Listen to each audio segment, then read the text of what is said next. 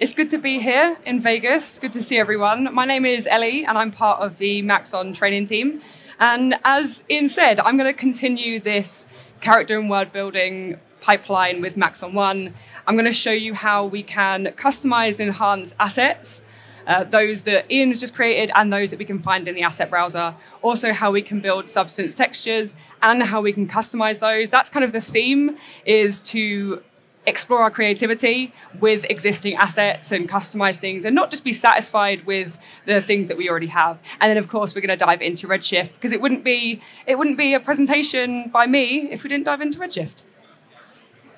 So here is a real quick recap and also an idea of the whole pipeline. So between myself, Ian, Chad, and Anna Carolina, we're doing, the whole pipeline of Maxon 1, incorporating Substance Painter and also Unreal Engine. And so these are the different things that we're showcasing. Ian just went before me and looked at character creation in ZBrush, blocking out the model, and also looked a little bit at exporting and texturing in Substance.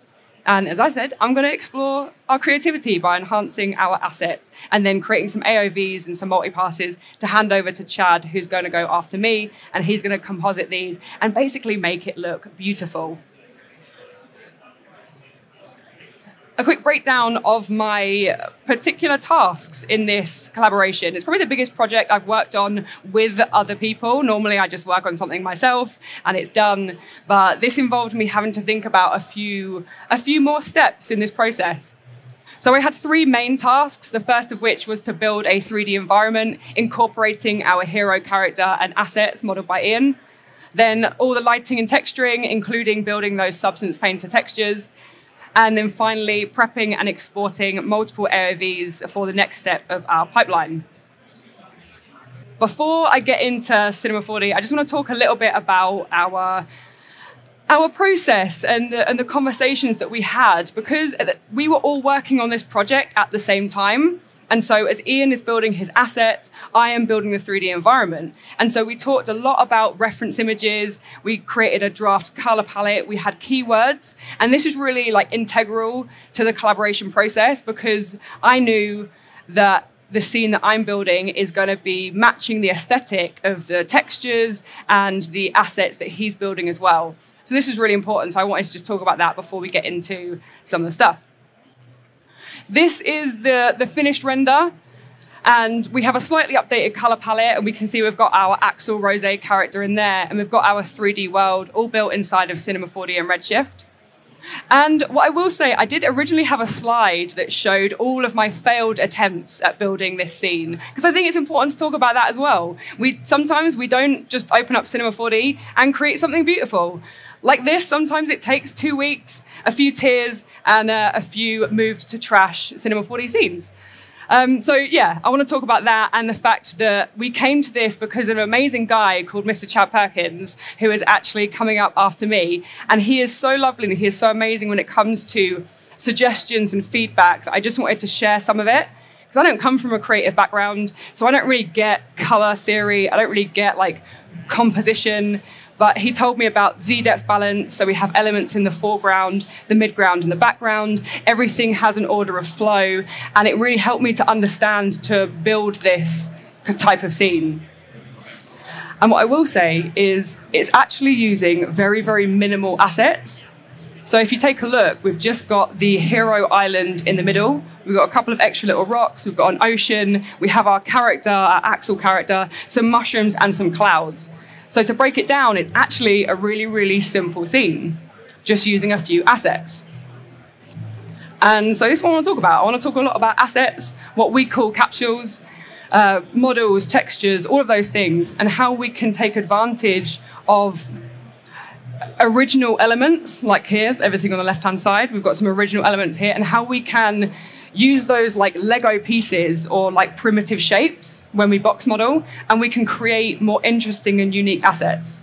So let's dive into the software. Cool, so I've got a simple scene here with just a bunch of stone elements, and all of these can actually be found in the asset browser. So if we search stone, we can see that we have a bunch of these stone elements that are all textured ready for Redshift. So what I did was I threw a bunch of these into a scene, and then I can use these to begin to build my own rock island and effectively create my own unique asset without having to have an understanding of modeling or sculpting, which I don't. So we can just start to reposition these based on what we think looks nice. Like, as artists and designers, we can play around and think of these as like our Lego pieces that we're putting together, or like our primitive shapes that we have in here already inside of Cinema 4D. We're used to modeling and building with these. We can do the same thing with these slightly more advanced assets or slightly more interesting assets. So I'm just repositioning these, really not doing much to them, just kind of moving them around, because I had an idea of how I wanted the island to look, and the assets that I had at my disposal weren't really kind of matching. I wanted something that had like a nice front and it came up to a point at the top, so I could then point everything towards it and have my hero character on top. And so this is where building this hero island out of these rocks came from. So let's just do something a little bit like this. Again, it's a live demo, so I don't want to spend too much time on it. So once we've created what we think is our nice looking asset, we need to combine these elements, because at the moment, everything is just an individual object. It's still an individual stone. But what we can do is we can take advantage of the volume builder in Cinema 4D, which is a really nice, quick way of just combining elements and just a nice, fun, simple way of modeling. So inside of here, I can grab my volume builder, grab all of my elements that I want to combine, and I'm just going to drop them into the volume builder. And it's not looking that great. And so at the moment, what we can see is we can see a voxel grid. We can see these little squares. And so what it's done is it's taken our geometry and it's converted it into an entire voxel grid. The trouble is the voxels are too big.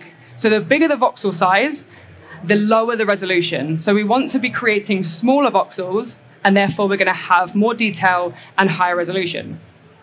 So inside of my volume builder, I'm just going to drop this down to something like 0.2. Yep.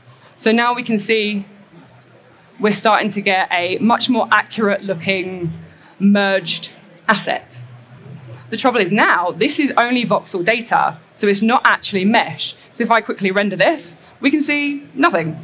So how do we convert this into a mesh, a single piece of geometry? Well, we need the partner in crime, which is the volume mesher. All we do is drop that inside the volume mesher, and now you can see we have an entire single asset, just like we did with the original rocks or the stones. So if we get a little bit closer, we can see our geometry is not looking very nice. We've got some kind of janky edges. We need to smooth this out. So how do we do that?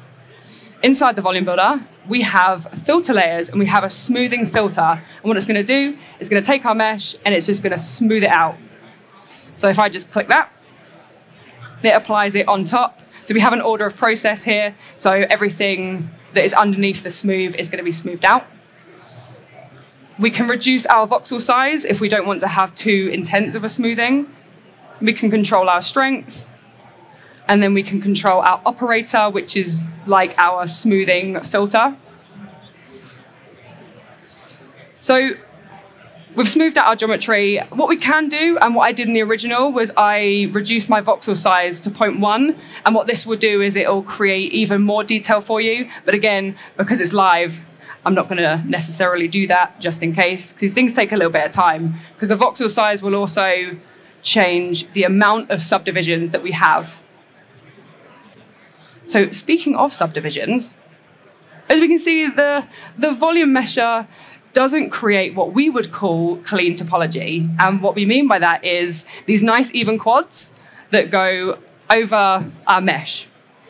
And so what we can do is we can actually throw this into a remesh, which has the Z-remesher algorithm, and it's going to retopologize this for us without me having to really do anything, which is my go-to. So all we have to do is drop that into my remesh, and it's going to have a little think about it based on how high res it is, the longer it's going to take.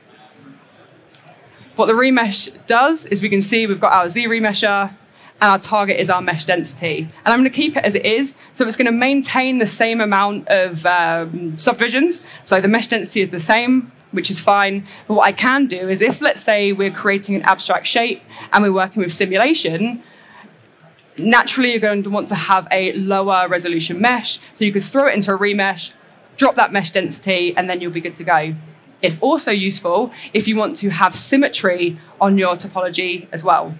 So for example, if I have an object with symmetry, I can choose my symmetry axis, and then this is really useful when it comes to UVing and then edge loops and selections.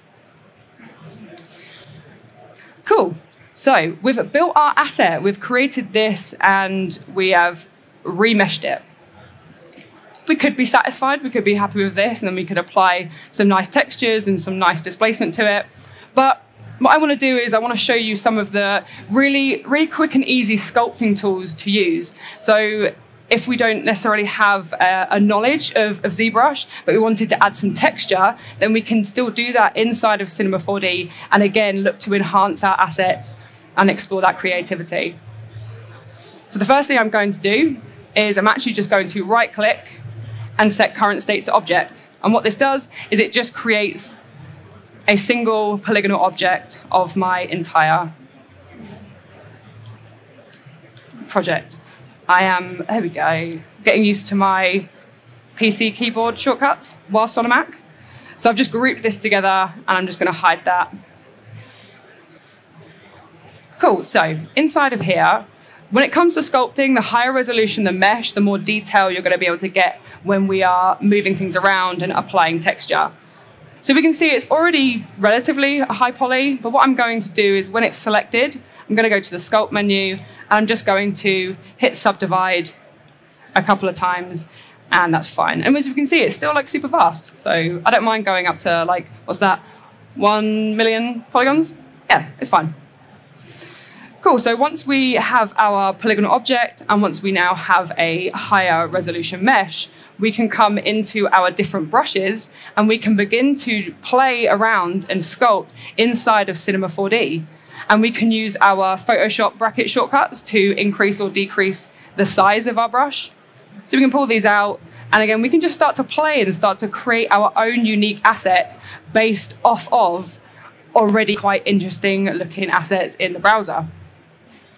But the thing I really wanted to talk about, so we also have smoothing, the thing I really wanted to talk about is this draw brush. So inside the draw brush, we have presets that we can choose.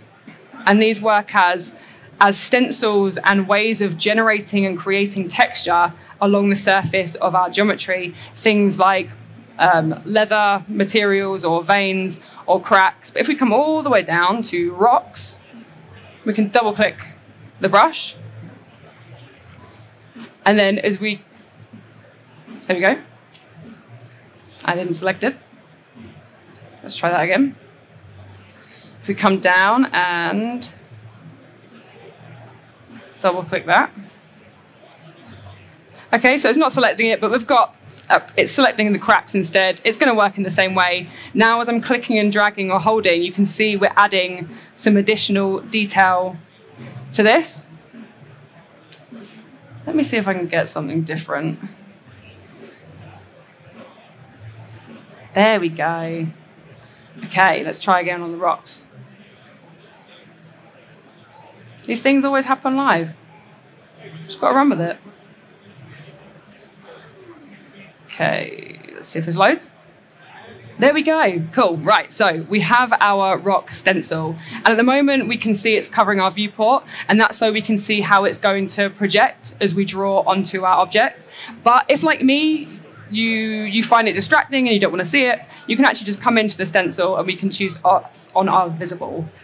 And then what we can do, we can come back, we can reduce our strength and our brush size, and we can just start to draw in some texture all on here. Nice and quickly and nice and easily. And then we can come in, and we can smooth some things out. And then we can just add some detail on top of the surface of this. And then we can get to something that looks a little bit like this.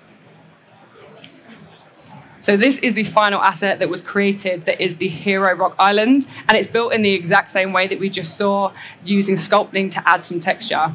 And then what we can do is we can even come back to our asset browser and we can add our object to our database. And now we can use this asset whenever we want in other projects. Cool, so let's just close these down, we don't need this anymore. And then let's head over to the mushroom. So those of you that just saw Ian's presentation, he showed how to really quickly model this mushroom inside of ZBrush. And I want to show you how we can now break it apart and play around with it and enhance it a little bit, ready for our final scene. So let's just hide my mini mushroom, because we're only going to be messing with this one. So the way that Ian modeled this was, it was actually created in 3 individual parts. And because of that, I can actually break this apart now and have my 3 separate objects. And then I can tweak them, I can mess with them, and add and create some variation if I want to. So the way that I can do that is, with my object selected, I can go to my tools, then convert, and then we can go to polygon islands to objects. And then what it's done is it's taken those individual parts, and they're now all completely separate. And what this means is I can now play around with them as much as I want. So let's just hide these first of all. And let's mess with the stem a little bit. So we have to be careful here. And what I mean by that is we can't mess around with this too much, because it's UV'd and because our substance painter textures are based on those UVs. If I start to edit it and deform it too much, our textures aren't going to map correctly onto it. So I have to think, okay, what can I do that's not going to affect it too much, but it's still going to add some nice variation? And so what I was thinking was, if we grabbed a helix spline, we can wrap the stem around the helix spline and create some nice rotation. So if I just increase my height a little bit, maybe pull this down and pull those in. Yeah, we'll see what it looks like. And then what we can do, we can take our stem, we can grab a spline wrap deformer, which is going to wrap the geometry. So we've made it a child of the stem, and it's going to wrap it around that helix spline. So inside my spline wrap, let's just drag and drop in my helix spline. And it looks a little bit strange at the moment. And the reason for that is my spline wrap's axis is the x-axis. We actually need it to be on the y-axis because our helix is kind of rotating upward. So all we need to do is, inside of my spline wrap, change this to +y, and we can now see we have this wrapped around the helix. So at the moment, what's happening is the stem is fitting the entire helix, and therefore it's being stretched, and therefore our texture will be stretched. So we need to make sure that our mode is set to keep length. Or what we can do is, because I know that my texture probably can afford to be stretched a little bit, and my mushrooms are going to be slightly in the distance, that I could get away with maybe just stretching it slightly. So we still get that nice rotation, but we're not stretching it too much. So we're not going to be seeing that stretching happening in our textures. And then from here, we can kind of play around a little bit more. If we want to adjust some of these settings, maybe we can pull this down a little bit and make it a little bit taller. And then if we bring our top part of our mushroom back, we can now put this back on top. And we have a quick way of doing that. So if we just group these, if I can find the right shortcut, there we go. If I group those two parts together and go to Align to Spline, we can use that same helix spline, and then we can control our position along that spline for this top part of the mushroom. But at the moment, what it's doing, it's not following the rotation of the helix spine. And so if we change this to tangential and then change it to the y-axis, we can see that we're able to fit this pretty perfectly onto the top. And then from here, our helix almost becomes like our controller. So we can start to play around with my helix, and then I can duplicate this entire setup, play with the helix a little bit, and it's going to look like I've got multiple different mushroom assets, but really it's all just come from the same one. So if I head back into here,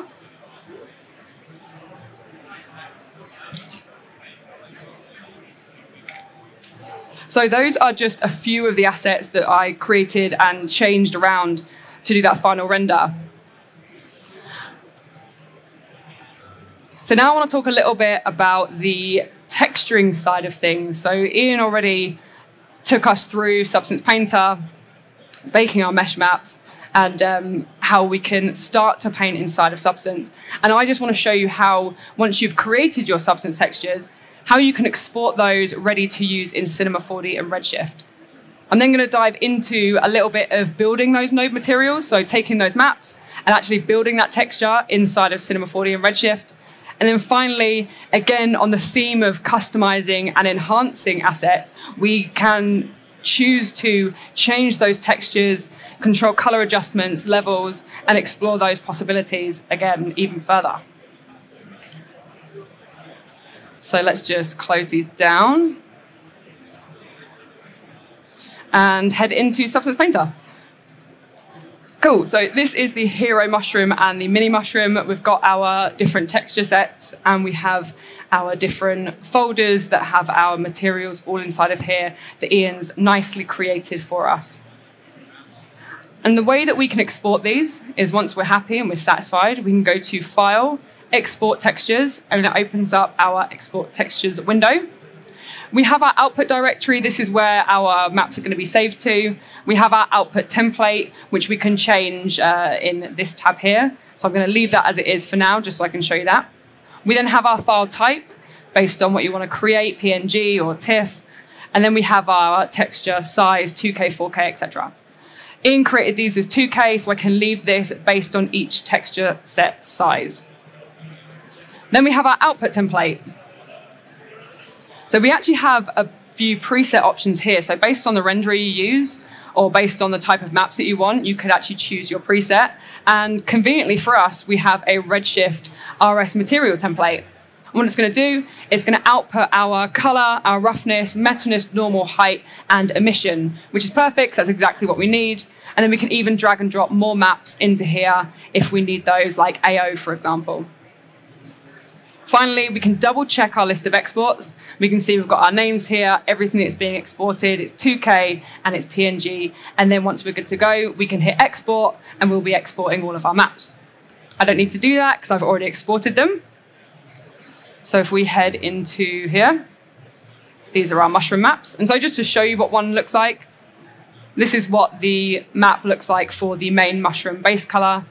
And now I'm going to show you how we can now build those inside of C4D and Redshift. Let me open up my project file. Okay. Cool. So this is just a simplified version of the final render with a few of the assets and the lighting in, just so we can look to build those materials. Let me hide our main Axel character. And let's begin to create these mushroom textures. Also, really quickly on the topic of these mushrooms, so even though we broke them apart and then we messed with them with the spline wrap and the helix, once they're regrouped back inside of a null, the texture is still going to work perfectly fine. So we haven't had to break that at all. We don't have to recombine those elements. The texture is still going to map completely correctly, which is perfect for us. So if I double click, I can make a new material. I'm going to throw that on my hero mushrooms, and then they're all going to go default gray. And now let's build some textures. So I've got my maps open, and I'm going to open up my node editor. So I work in the C4D node editor, not in the shader graph. And then we just open up my attributes window here. And what I'm going to do is I'm going to drag and drop all those maps. So we're only going to work on the main hero mushroom, not on the mini mushroom, but the process is the same. So if I grab my base color all the way down to my roughness, I can drag and drop that inside of my node editor, and it's going to load those maps. I'm just going to hide those previews because I don't really need them. So we've got our normal, we've got our height, we've got our emission, we've got our metallic, we've got our roughness. Let's create a bit more room. And finally, we've got our base color. Cool, so how do we put these together? Well, before we do that, we actually need to change the color space. By default, we have ACES CG inside of Redshift. And so what that means is we need to ensure that the color space of our maps is changed to ensure that we're getting a true representation of that texture. What do we change and why? Well, everything that is going to be controlling a color input, and what I mean by that is this type of input, if we're defining a color, it is a color input, will become sRGB. So inside of my base color, because it's controlling my base color input, it will become sRGB, as will our emission, because again, that is going to be a color input. Everything else, everything that controls numerical data, and what I mean by that is if we look at our roughness, we can see we have a numerical value. That means the map needs to be changed to raw, so it's seen as numerical data, not color. So if I grab my roughness and my metallic, and then my normal and my height, these can be set to raw. Okay, let's start building this and let's start seeing some nice textures. So the first thing we do is inside of our Redshift standard material, we already have the most common inputs already on the node for us. This is really handy because I now know my base color can go straight into my base color input and it's going to map correctly on the left. We then have our roughness, which can plug straight into our roughness. It's going to kick in. There we go. And then if we take a look at our metallic, so I'm going to actually solo this. So we can solo an individual texture or an individual node by hitting that S key, and we can see how it looks on top of here. And it's pure black. It's a completely black texture map. And that means I don't actually need to use it because black represents a value of 0. So my metallic value needs to be 0, which it already is here. If I had some variation to my texture map, I would need to plug it in. But in my case, I can just leave this at 0. I can actually then delete that texture map and just remove any of that data or that storage. We're going to just skip over the emission and go straight to the normal map. So when it comes to the normal map or bump maps, we can't connect them directly inside of here. We have to tell Redshift that this texture needs to be seen and considered as bump or normal data. So all we need to do is double click to create a new node, search for the bump map node, and then we're going to drag and drop that inside of here. Then we can connect the texture to our bump map, and then our bump map will be connected into here. And it's color coded for us, which is nice and helpful if we're new to learning Redshift. The first thing I do want to do though, before I actually connect this bump to the standard material, is I do need to have a look at my input map type. So if I'm working with a grayscale height or bump map, we can keep this to a height filled input map type. But if I'm working with a normal map, I need to change this to tangent space normal. And in our case, we're working with a normal map, so I need to change that to ensure I get the correct projection and the correct representation. So now we've got this. I also don't need to set up my displacement because again, we don't have any on here. So I can actually just delete that map. But I can always show that at the end if you guys want to see that. Okay, cool. So we haven't got our emission yet, but we're going to do this a little bit later on. So we've built our substance material, and we can kind of see that it's not really matching the color aesthetic of the scene. We haven't got this light, bright pastel colors. So we don't really want to have to go back into Substance Painter to correct this stuff. But what we can do is we can take advantage of Redshift's color correction inside of nodes, and we can start to do some color correcting of our own. So if I come into the nodes here, we can choose the color correct node. And if I highlight it over the branch, it's actually going to automatically connect it for us. And what we want to do is we want to color correct the base color. We don't really want to color correct anything else. So inside of here, we have our normal color options, things like level, saturation, hue. And straight away, because it's way too dark, I'm just going to pull up the levels quite a bit. And already this is going to make a really, really big difference, and it's already matching sort of the brightness and the light that's happening in the scene. From here, we can then continue to mess around with this and customize these assets. So for me, I'm actually going to change the hue. I do like the natural look, but I think because we're creating a fantasy world, I'm thinking back to the original color palette where we have like pinks and blues and more neon colors. And so I know changing the hue to 280 is going to give us a nice pinky purple effect. And then we can continue to play around a little bit. So for me, the important thing here is because I'm creating AOVs for Chad, who's then going to be doing some color correction, I don't want to be pushing this to be really bright and really vibrant. I want a more flat look because that gives him more possibilities to then enhance the color later on.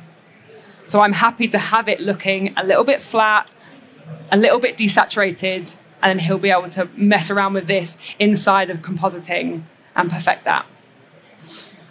Okay, so we've built our maps, we've built our material, and done a little bit of color correction. Now it's time to take a look at our emission. So let's just solo this for now and see how this looks on our object. Okay, cool. So we can see our emission, this is how it's going to map, and it's looking great. But the thing is, because I've changed the hue and the color, I'm also going to want to change the hue and the color of this. And so we could do a color correct if we want to, but what I'm going to do is use a ramp, because the ramp's going to allow me to not only color correct it, but I'm going to also be able to remap the emission as well. So we can really tweak it. So let's keep that soloed, and then let's just grab ourselves a ramp node. Throw that in here.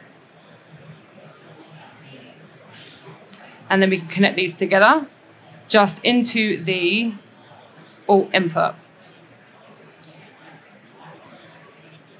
And if we solo this ramp, you'll be able to see that it's going to change the colors. So we now have a black and white gradient on our emission map, but it's also remapped it. So we've lost quite a bit of the emission inside of here as well.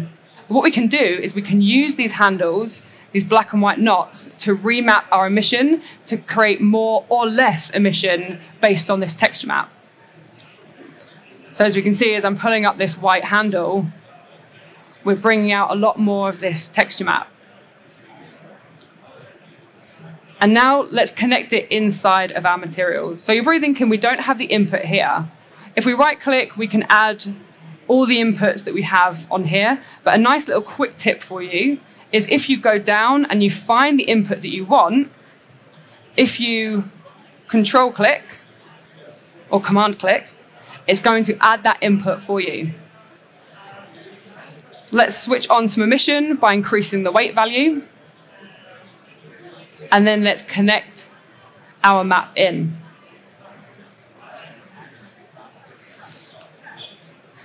Cool, so now we can see we're getting that nice white emission. And I kind of wish, as I was running through this earlier, I kind of wish I left it on white because I think it looks really nice, but I ended up recoloring it, and so I'll show you how to do that as well. It's nice and simple. Inside of our ramp, which is where we just were to tweak our handles, all we need to do is this is coloring our emission. So this is our emission color. So if we can just change this, maybe we'll go for like a pinky purple. It's then going to recolor that white emission to that purple. And this is how we would do that. So this is how I built all of the substance textures. I didn't color correct all of them. I only really color corrected the hero mushroom and the mini mushroom and a little bit of the jacket because it was quite dark. And I just want to really quickly show the final scene with a few more of the textures on, just to give you an idea of how they looked. It might take a second to load, but we can let it do that. And I also want to show you just really quickly the rock. I don't think I have time to show how I created the rock texture, but let's just break it down inside the node editor for you so you can get an idea. Once that starts playing, let's take a look.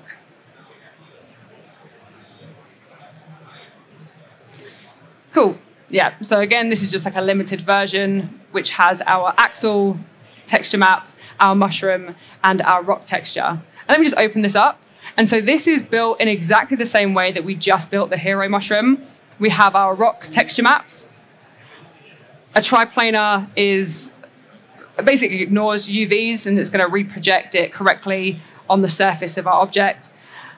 But what I did here was, instead of using the base color of the rock, I want to talk a little bit about thinking outside the box and sometimes breaking the rules, because sometimes breaking the rules is fun and we get good outcomes. So here, the base color is actually being controlled by my color layer. So I have this kind of off light blue. And then we've got an ambient occlusion map. So normally this would create the shaded or shadowed areas of the surface on your texture. But what I'm doing with it is I'm using it just to add a little bit of detail on my color layer. I've multiplied this together. And then I've taken that same AO map, I've remapped it with a ramp, and I flipped the black and white knots, and I've used that to create my emission map. So if I just solo this,